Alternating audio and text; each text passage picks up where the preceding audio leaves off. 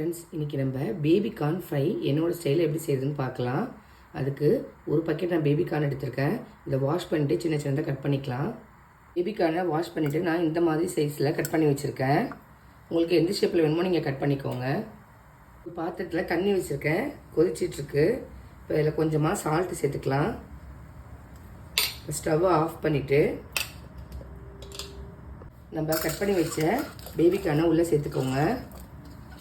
நான் ஸ்டவ்வை ஆஃப் பண்ணிவிட்டேன். ஒரு 5 மினிட்ஸ் அப்படியே இருக்கட்டும். அதுக்கப்புறமா நம்ம ட்ரைன் பண்ணி எடுத்துகிட்டு பொரிச்சிக்கலாம். க்ளோஸ் பண்ணி வச்சுட்டேன். கார்ன் பொரிக்கிறதுக்கு கோட்டிங் ரெடி பண்ணுறதுக்காக 1.5 ஸ்பூன் அளவுக்கு கார்ன்ஃப்ளவரு, 2 ஸ்பூன் அளவுக்கு அரிசி மாவு, 1 ஸ்பூன் மிளகாய்த்தூள், 1/2 ஸ்பூன் கரம் மசாலா எல்லாம் எடுத்து வச்சுருக்கேன். இது எல்லாத்தையும் ஒரு பவுலில் சேர்த்துக்கலாம். கூடவே கொஞ்சமாக இஞ்சி பூண்டு பேஸ்ட்டும் சேர்த்துக்கிறேன். இதுக்கு கொஞ்சமாக உப்பு சேர்த்துக்கிறேன். ஆல்ரெடி நம்ம கார்னில் வேறு உப்பு சேர்த்துருக்கோம். கொஞ்சமாக தண்ணி சேர்த்து நல்லா பேஸ்டாக ரெடி பண்ணிக்கோங்க.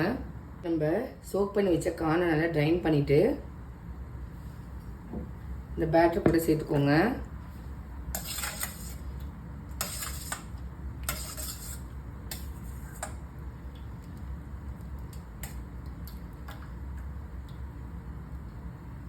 இதுலேயே இது பாதி அளவுக்கு வெந்திருக்கும். இதை நல்லா மிக்ஸ் பண்ணிக்கோங்க.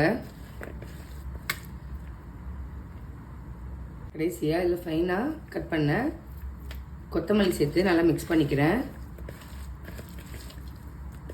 இவ்வளோதான், பேட்டர் ரெடியாக இருக்குது. இப்போ நம்ம பொரிச்சு எடுத்துடலாம்.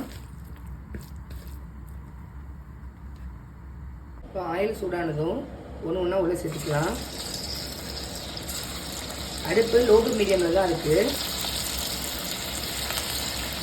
இந்த மாதிரி ஒன்று ஒன்றா எடுத்து உள்ளே சேர்த்துக்கோங்க.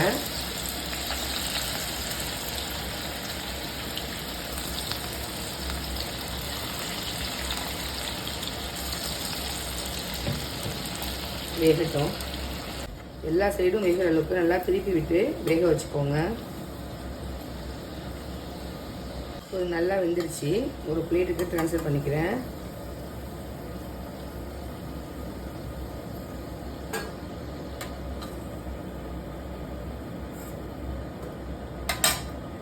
பாருங்க, சூப்பரான பேபி கார்ன் 65 இல்லை ஃப்ரைன்னு சொல்லலாம் ரெடி ஆகிடுச்சு.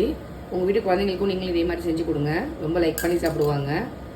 நான் போகிற ரெசிபீஸ்லாம் உங்களுக்கு பிடிச்சிருந்தா நம்ம சேனலில் லைக், ஷேர் அண்ட் சப்ஸ்கிரைப் பண்ண மறக்காதீங்க. தேங்க்யூ.